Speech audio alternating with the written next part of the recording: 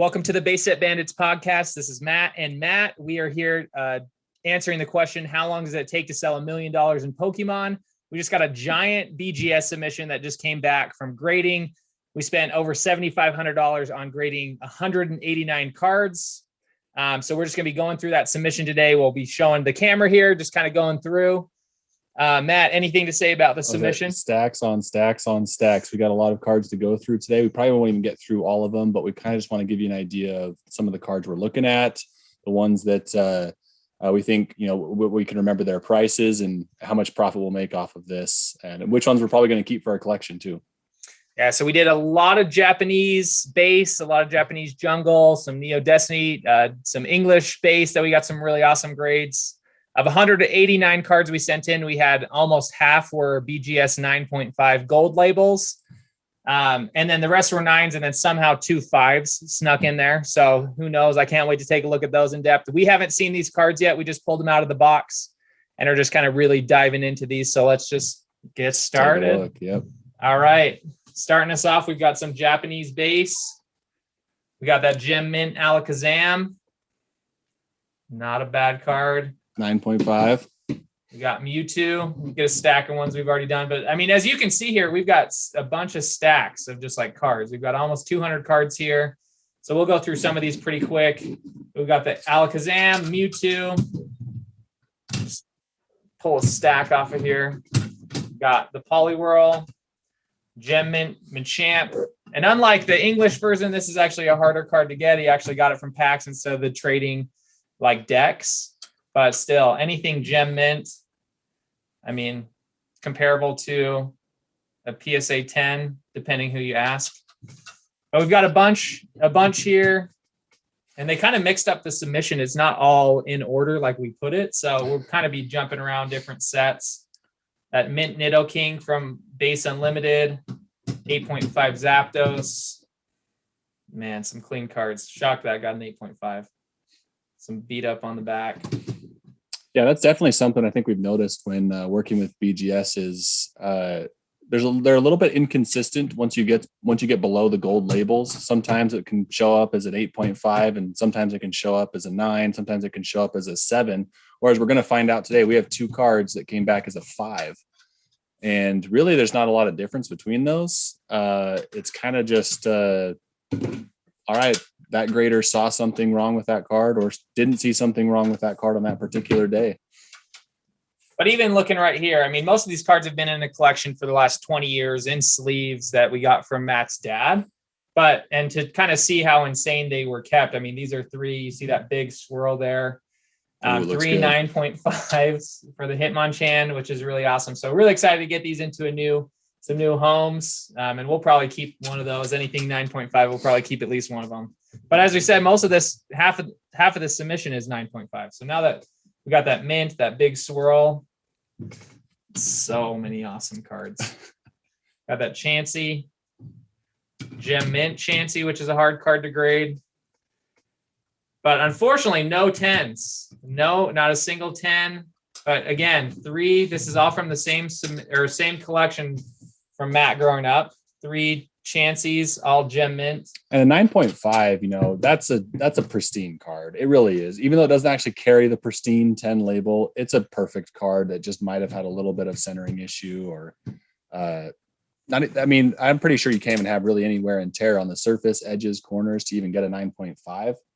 And that just shows, how difficult it really is to get a 10 when we submit 200 cards in perfect condition. Perfect condition. These cards are perfect. They're pack fresh from 20 years ago, and we got 0 10s. Which I think makes it hard, because if we were sending in, if PSA at all was able to keep up with this demand, a lot of these would have just been PSA 10s, but the backlog is just so much that you're not really able to send them there. And especially, I mean, that's even a great point to talk to right now, is that they just raised prices. I mean, both companies. So Beckett, the kind of loophole we've been working with at Beckett is it's a 2-day or 5-day. It costs $40 a card. And that's where we sent in these 189 cards for $40 per card. And you get them back in roughly 2 weeks. But at PSA, they just upped their economy from I think doubled. 10 to 20. or it was even 8 to 20 in the last little bit because they raised prices back in like November, October. So, I mean, it's from a lot of people just sending trash into PSA, like they're commons that are a 6 thinking that they're going to make money because of the boom. But yeah, honestly, this is a great talking point, because I think PSA and BGS and CGC, they realized that well, of course they realized the demand was really high. I mean, they've been backlogged for months on end, if not years at this point. And the reason for that is it's become so profitable to do kind of what we've been doing, right? Grading cards, finding any cards, not even just the cards in the best condition, but just really any Pokemon holographic card, and some of the more in demand commons and uncommon cards in Japanese and English over the years, that I think they saw it as, we have to raise prices in order to not just die to this influx of demand that they've continued to have. So I see it as it sucks for us, because we've been using this $40 loophole to get cards graded and make a ton of profit on, grading these cards and having a 5 business day turnaround. Yeah, I mean, it's the power of time. If you go out and buy a collection from someone and you're able to grade it in 2 weeks, you're willing to pay that premium for that 5-day grading. Which is something you can't do anymore. They raised the prices from $40 to $100 a card. So you're really just like trying to go really premium type cards, which makes sense. Like, it's worth doing. Yeah, but I mean, just looking at this, right? We got this Clefairy. I just wanted to say base set Clefairy. Okay, well, that's probably what, $150 card? Yeah. Right? At a 9.5, maybe it could get up to a $200 in Japanese. But with $100 grading cost and the cost of acquiring the card, that is no longer something you can do. That's no longer something that we could do to make some money on that margin. And so the only way you can really make that money is if you're buying in bulk, buying big collections. But like the average collector, or the average, I mean, I hate to say it, investor in Pokemon isn't able to find these big collections unless they're paying 10 grand for that kind of premium. But as you can see here, I mean, we've got 9.5s of these base cards. I'm really excited to see some of these prices after we had that Logan Paul box break a couple days ago, see if that really spikes the market at all. I mean, more coming to you. We've got 3. It's like clockwork with these base Japanese cards. It's like you got 9.5s and you think, Beckett, couldn't you give us at least 110? Maybe a black label, maybe it's Theros one. The whole collection is 9.5s. Everything from that 20-year-old collection from my dad, 9.5s. Sorry, the recording just stopped on there, so we'll keep going. But I mean, that's the crazy thing is like we just keep. I mean, this is stacks and stacks. We've gone through 20 cards and we've just got these giant piles behind us. We've got so many more to go through. But we've got that Ninetales, that Poliwhirl, a 9.5 Poliwhirl. But of all these base Japanese, I don't think anything came back less than an 8.5, which is just kind of fun to see. And it's like, that's where the profit's going to be. It's worth spending that $40 a card, even though we kind of knew that prices were coming. So we just said, we need to send in as many cards as we can.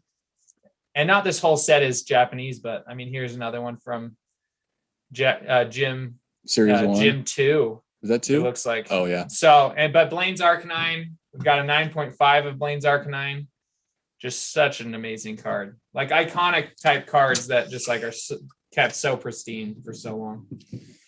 I guess, like I said, it sucks for us that this price change has happened, but I do think for Pokemon in general, it might be a good thing. So we can probably get, PSA to lower the time frames of grading now. They won't receive as much, demand from everyday collectors and investors on just, bulk cards, because it won't be worth it anymore. And so we might be able to get that, shorten that turnaround time back down to what it was pre, 2020. Over time, and I'm excited for that, because at the very least we'll be able to keep those top cards coming back in a timely fashion. But have cards like this Flareon right here that's literally perfect. Like, you take a look, you really come in, if you can see this on the video, like how incredible this card is, and have it come back a PSA 10. Like, as much as people hate to say it, like that's worth more than a 9.5 from Beckett. So it's just fun to see these cards that you really have. Like, I mean, this Snorlax is in like amazing shape, but a lot of people really do just collect PSA cards. That's true. Well, so Matt, what do you think for this collection? All right, we've spent almost $8,000 getting these cards graded. We've spent probably another, $5,000 to $8,000 acquiring all of these cards from the collection from my dad, from the English collections we've purchased over time, and just the random cards we've come across, and the error cards, right, that we're getting into. What do you think we can sell all of these cards for? So I'm hoping, at least when we kind of ran projections on these cards, and the market's kind of changed since we ran these numbers. I'm hoping we can sell these 189 cards, if we actually sell all of them, for a little over 30,000, which gives us a pretty amazing markup. And we'll go through all those numbers when we do it, but I'm guessing 30,000 is what we finalize once we sell all of these cards. I mean, there's a lot of 9.5s. We usually do projections on like sales based on a BGS 9 or a PSA 9. So that 9.5 adds a premium. Like it's an exponential scale going from a 9 to a 9.5. Like it's worth more than going from like an 8.5 to a 9. Like it's such a different world when you really are getting into these gem mint type cards. We also got a lot more 9.5s than we got grades below 9. So, sometimes we never know. We just kind of use 9 as the average of, okay, we expect it to come back as a 9. If it comes back better, great. If it comes back worse, we'll hopefully offset that with a 9. And that's not something you should do. Like if you're like going through, you're like, not all cards are 9s. Like we're just talking about like, that's the type of quality of card that we buy. Like if it's lower than a 9, like there's no reason to buy it and grade it, unless like you're really thinking about it. Like take these Grimers. These are the error cards. It's got Grimer looking up the girl's skirt. That is banned. They remade the card in English to have him looking the other way. But we sent in, I think, 5 of these. And I mean, 9.5, 9.5. And then unfortunately, 1 9, but 9.5. And this is one of the common cards that, like, if you can just find them, like, they're going to grade better because there's no hollow. You don't have to worry about it. But to send in 6 of these cards and have 5 come back 9.5, like that's the quality of collections we like to buy. And it really is just kind of a fun piece of Pokemon history that a lot of people are looking into now that I feel like haven't gotten the love. And we've got a few other of these banned cards, the Sabrina's Gaze, Koga's Ninja Trick. They'll pop up here in these stacks. But yeah, those banned cards are interesting. There are a lot of, it's an interesting story to tell, right? I mean, you have the banned Grimer, and sometimes it's a okay, I see why they banned that card when they made the English printing, but sometimes it's like, oh, that's no big deal. I guess when you're dealing with kids, maybe, but it's kind of fun to see the story behind it. Funny parents who think way too much or think that Pokemon is wizardry. I saw a really funny clip talking about it was some pastor talking about how it's about witchcraft because of all the ghost Pokemon and psychic Pokemon. So it's funny what's kind of changed over the years. But what do you think, Matt? What do you think we're selling this whole collection for? I think that number is pretty solid. I mean, 30,000, that puts us at, like I said, 8 and 7. We're probably sitting at 15 to 16K into this collection, with another 15K coming out of it. I'd say that's pretty solid when we look at 100% profit on all these cards. I bet you there'll be a couple heavy hitters in here that just for whatever reason the auction gets bid up that day on that particular card because somebody really wants it, or there's 2 competing parties or whatever. And sometimes those can sway the prices quite a bit. For example, we had that Charizard VMAX from the Rainbow Rare Charizard VMAX that we actually sold it on auction for like $600, but the guy didn't pay. The guy never paid, and he couldn't come up with that money. So we're saying, okay, well, it's all right, don't worry about it, we'll just relist it. And then when we relisted it, it sold for double that. Yeah, well, it's funny with that card, even we relisted it and someone said his account got hacked and bid it up to $2,000, which is like, holy crap, how are we going to get this card for who's really paying that? But then he said, hey, sorry about that, and then we relisted it sold for like $1,100. So it's just kind of cool to see. I mean, you take a card like, this Fossil Moltres, which is a 9.5. Like there's really if you're a Beckett collector, like there's not a lot of these. Like these populations are super low for these cards. Those gold labels look good. You think we've got 2 of them, and we don't compete against ourselves. So we'll only list one 9.5 at a time. So, we've got, that's 2 weeks of like we just do true auctions, like instead of going buy it now, which is probably a safer way. But like you take this is, I mean, you just don't see these very often. Like a gem mint Japanese Beckett Dragonite, like this is gonna cause a premium because we just really, there's just not a lot of them on the market, which is just kind of fun to see. But I kind of feel like PWCC right now. Like we have so many cards. We're just gonna flood. We're gonna throw everything in there. We're gonna have 100 cards available for auction, probably starting later today once we get these all listed. And so nice. And then just let it go. So see what happens. Let it ride. I think we have 109 unique cards out of these 189. So there's a lot of doubles that are the same grade, but 109 of them that are unique. And then we'll just kind of keep selling the other ones. But I mean, take this Flareon. It's an unlimited jungle, but still a 9.5 is always going to garner. An unlimited English jungle 9.5. That's a perfect card. That's a perfect card. It's amazing.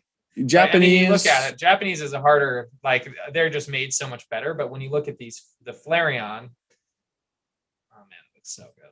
I love that that's a good card. That one could go for quite a bit, actually. I mean, same thing. Like you never know who's trying to buy something that day. Like things kind of go out by the wayside when someone wants a card. Like there's not a lot. I mean, an unlimited Dragonite, you'd think you'd see a lot of, but still, like getting cards today. I mean, it's 20 years later. Getting cards in high grades, like they're out there definitely, but kind of got to scour the earth to find them. You know, I don't think the supply is as big as people might think it is. You know, you think of maybe the first edition supply. Well, yeah, that's really limited, but even the unlimited printings, these cards are 20 years old, you know, and the ones that are still around today are rarely in this good of condition.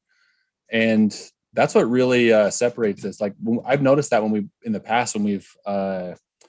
put some listings up, like we're really one of the only listings at that time for that card, you know, like there's nothing else there. Especially in the Beckett and especially on the Japanese side, like there's a lot that's like, you just don't see a lot of these cards. But I mean, we've got multiples of most cards from Gym Heroes, from base set. We've got Neo Destiny coming up here where we've got the Dark Gengar.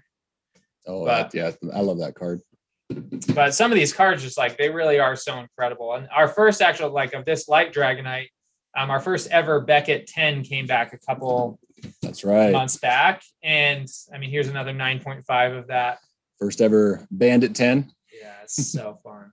Man, these cards are so pretty. Like I really could get lost in them. I'm not even looking at the camera to talk to you guys. Like this. Yeah, I was gonna say we haven't seen these cards, and like this is my favorite part is when you get them back from grading because they do just like look so much better in the cases. But you've got they look so good. I mean, the Typhlosion from Neo Destiny. We've got another one here, 2 of the 9.5s. Like it's just fun to have them, and I mean that's where you really kind of debate: do you want to just hold on to these? Are they going to be worth more in the future, or do you just kind of cash out so you can like cash flow the business? But as we're going through, I mean, it's a clean card. I mean, when you're going some of these starter Pokemon from Neo, especially Neo Destiny, that's a big one that has come through. But one of the newest things that we actually started doing is we took some of the base set commons, as we've just kind of seen those blow up recently. So we actually started grading some of the base set Japanese commons, and we've got a bunch. I think we have like 14 or 15 sets of complete base set like mint condition cards. So I mean, all 6 that we sent in of the starter Pokemon all came back at 9.5, and it's easier to get a 9.5 in a common, but still, like I mean, you've got all these. Yeah, the surface grading of a common card is just so much easier than when you have a holographic foil to deal with. But just like I mean, these are pieces of history that people are like going crazy over. If only we could have sent these into PSA and got a bunch of 10s. Yeah, but then we'd have to wait 12 months. Yeah, at least. If ever. Like, I don't know if there's been so much shade thrown at them recently. It's pretty wild. But so pretty to get those gold labels. But, I mean, and we're not even halfway through this whole thing. So, I mean, we've got a lot of cards, like, coming in. I mean, we've got the Raichus, both 9.5s. Man, they're so pretty.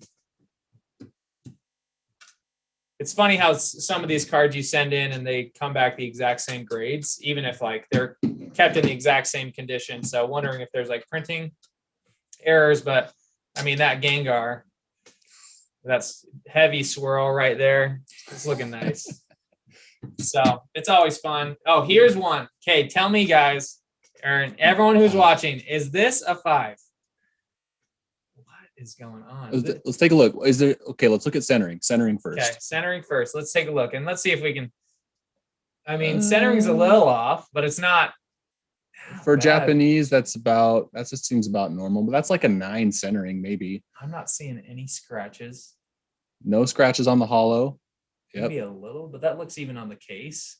But back, I mean, how are those corners and edges? Looks freaking fine. But it's weird. Like, that's one of the weirdest things. Like, I saw in this, like, we picked only card. Like, we have hundreds of other cards we were thinking of sending in. But, I mean, there's a couple scratches on that hollow. But a 5. Like, that's the weirdest thing. We sent in almost 200 cards. All of them are 8.5, 9, 9.5, and then a couple 5s. And then there's 2. They're 5s. all part of the same collection. Yeah, all pulled from the same place, all stored. But I guess you don't win them all. That's one thing that Beckett does weird, is sometimes the grades come back. But then you get happy again. You got 9.5s. Yeah, right there. Yeah, that's a Celebi. good card. Got that Vaporeon. A lot of people love these evolutions. I mean, for the jungle set, that's all you've got is evolutions, right? Like, it's not a very hyped up set. Doesn't have any real chase cards other than, Vaporeon, Jolteon, Flareon. I guess maybe Snorlax. Yeah, I guess Snorlax is a big one. But that's about it as far as like the chase cards in that set.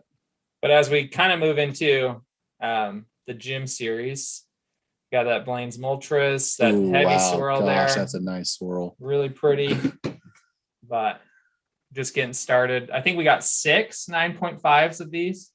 So just kind of a fun thing that we'll be throwing up on our store later today. That Erica's Venusaur, a lot of people love this card. From Jim, I mean, any base set starter is not bad. So 9.5. Another one of the Blaine's Arcanines. Man, just so pretty. And then we threw in a couple of these commons, the Jungle First Edition. So it came back a 9. That's a fun card that's kind of blown up recently. Yeah, talk about a card that wouldn't be worth paying $100 to grade. That's probably one of them. But we just thought we'd try it out, see if there was a market there while it was still, $40 per grading card. Yeah, and just kind of see. I mean, they're selling upwards of, I mean, in a 10, they're a couple $100. So just thought, hey, might as well throw it up there, see what happens. We got a CD promo Snorlax. We sent in a few of these, so 8.5, a little lower than we thought it'd be. Another 8.5, but then at least we got one. We're back. We got at least one 9.5. So, which is kind of a fun thing. And the CD promo is kind of one that a lot of people don't really think about or know. They know like the main cards that come in it. That Charizard, Blastoise, Venusaur in Japanese. It's that CD promo. You can right there. So we actually have a sealed one here. This is something a lot of people, I think they're selling anywhere from $1,000, $1,500.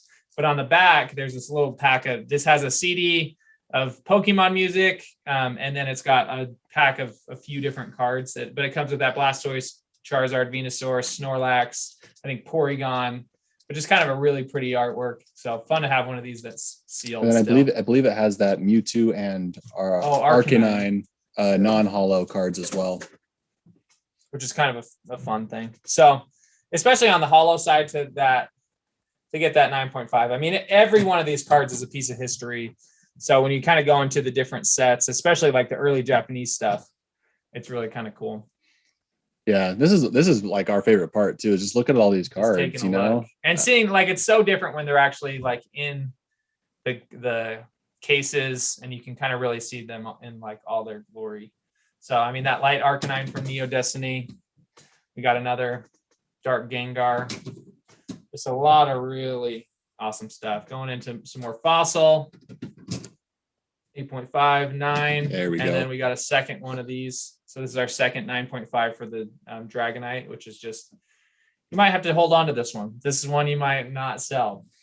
Yeah. The long-term side of things. We still haven't quite decided on which ones we're going to hold on to from this submission.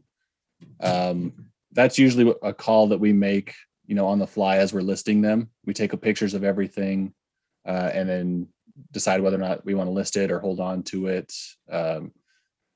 we also check our collection. We've got a big binder collection of all of these sets and all of the cards, in these sets, and see like, hey, do we have this one yet?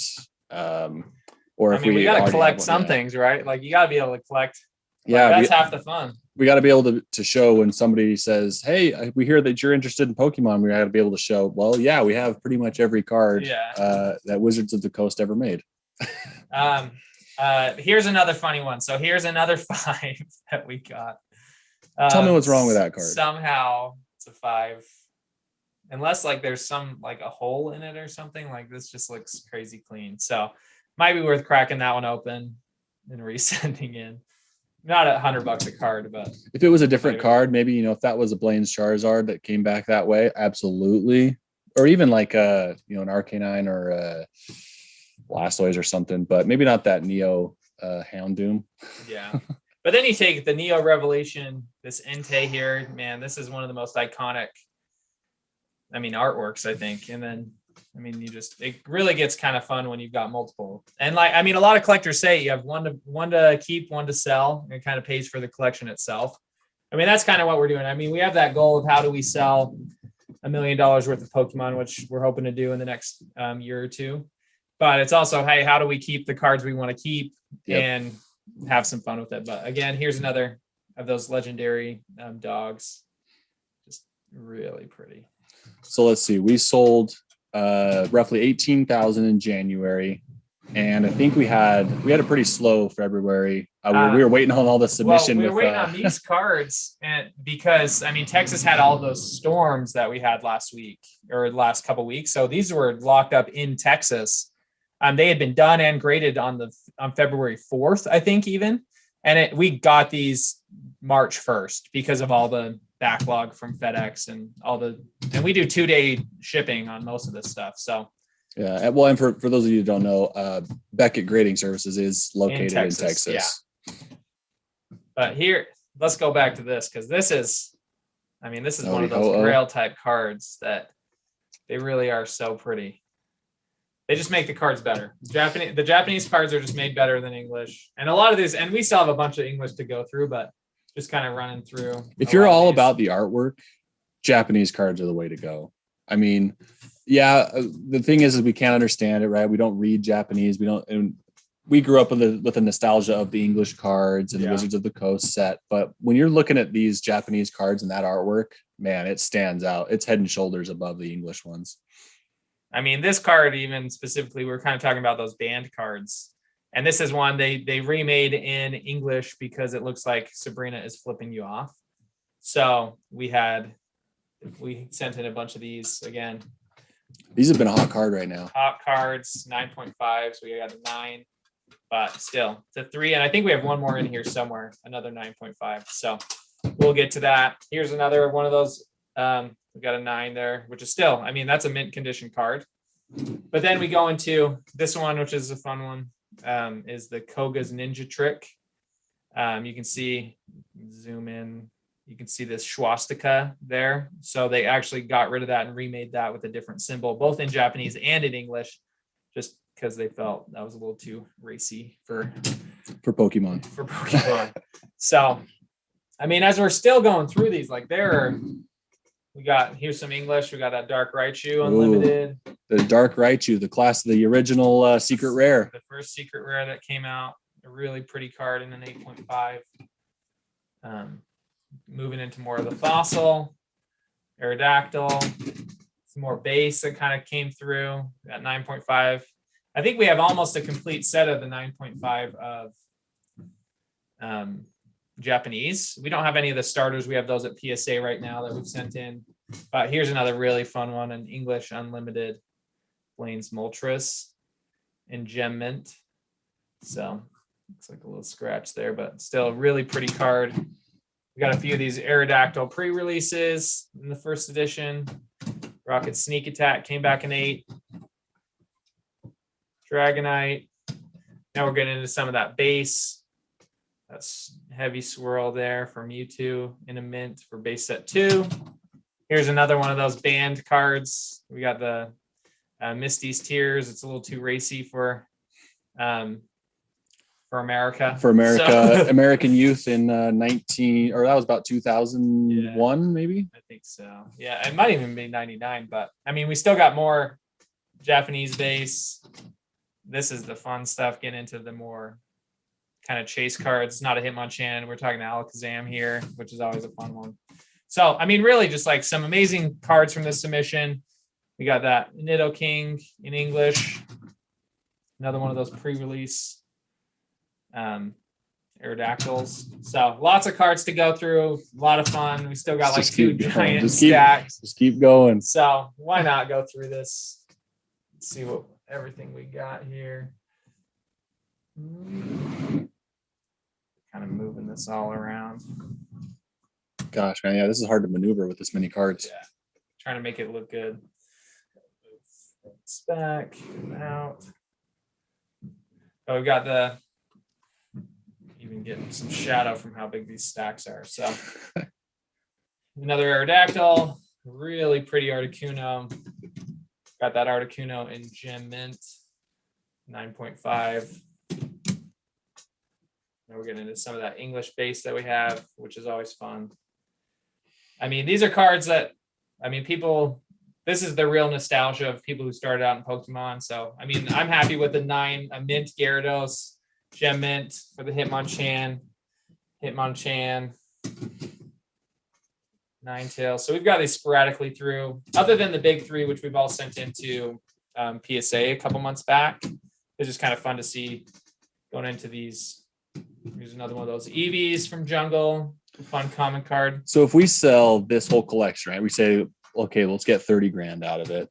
That'll be like our March total, right? Assuming nothing else comes back from our grading services, which we're pretty sure won't happen. Yeah, hopefully. That puts us toward, let's see, we've got 18 in January. We've got maybe, I think it was like 9,000 in February, plus 30,000 in March. That puts us, you know, over 50,000, maybe 56, 60,000 by the end of March. Mm-hmm. So, I mean, we're well on our way towards that $1 million goal. Now, like we've said, you know, in previous recordings, our best cards we sent off early on, but that was before we realized the extent of the wait times at PSA and Beckett. Really and so this, what we're doing here is the result of us learning to cope and adapt with that wait time, that turnaround time. And this is the result of that. However, our first 2 submissions, one to PSA, one to Beckett, even in 2020, are still not back because we just did the bulk. Well, we even paid for Express. We did the 20 PSA Express. That's right. Well, in Beckett, we have, I think, 189 cards, another like 180 something. And those ones probably won't be back for another 2 months. And we paid for 20-day. Like the 20-day grading is what really, we thought, oh, yeah, it's 20-day. It'll be back in. We can get that back. We'll get that back 20 working days, give it a month, and then we can sell those. And that was last year. Yeah, that was like November, October. So we've been told that it should be here in April. So, and we've got, I mean, 150,000 worth, I think, there if prices kind of continue where they've been. A lot of fun coming through. I mean, even here, like we've seen a couple of these, but a Gem Mint Blaine's Moltres, another one. So, I mean, when you think about these legendary birds, like, and especially on the, in this series or in this set, this is the top card you could get, at least in English, is that Blaine's Moltres from Gym Heroes or Gym Challenge. Those two always really mix me up, which one's which. But I mean, we've got this whole stack, and we're getting into a band card here. This is one, if you can see in the back, there's a little couple crosses. Sabrina's Gengar, the graveyard in the back was a little too scary for the American viewers. So, but I mean, you can see here, we've got 9.5, 9.5, 9.5. So we've got a bunch of these trios, and we can't sell them all at the same time, or I think it just bites us in. We just compete against ourselves if we list everything for auction at the same time, right? So we have like those 3 Sabrina's Gengars, right? We'll list one with every other card we've got here that we're going through. We'll just list them all, and then after those sell, then we'll list the second duplicates, right? Because we have duplicates of quite a few of these cards. Yeah. We'll just list the second ones at a later date, give it a week or so. Let things kind of calm down. It's also kind of fun to compare the two. We've done this before where one card sells for substantially more or less than the other card, just depending on, Pokemon news or the market at that time. For those of you that have been following the Pokemon market, you know that lately the graded cards have been a very hot item. But at the end of last year, really the hottest thing you could find was booster packs and the sealed stuff. And it's not like, the market's just crazy flipped and changed. It's just for whatever reason at that time, booster packs were selling they were going up at a higher rate than these graded cards. But now that's kind of flipped a little bit, and these graded cards have been making a comeback. Maybe that changes now with Logan Paul's opening this last week. And maybe there's some more interest back in the sealed stuff.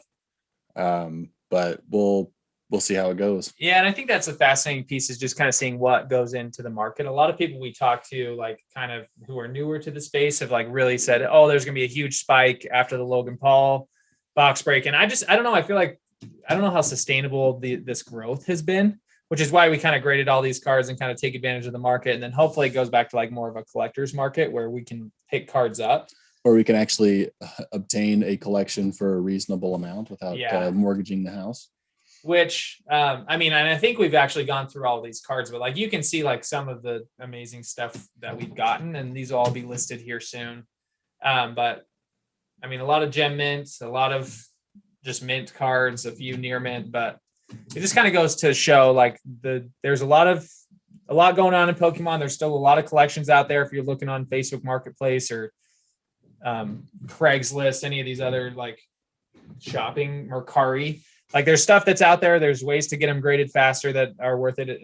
That's more so if you're going through the fast process versus waiting for a year. But there's obviously more money if you're willing to wait for the year, more profit, and what you're able to do. But it's kind of fun to go through all 189 of these cards and kind of see. And then we'll have some update videos, some updated sales, some more podcast stuff coming out. So check the eBay link in the description, because you'll be able to see all these and see where they end up.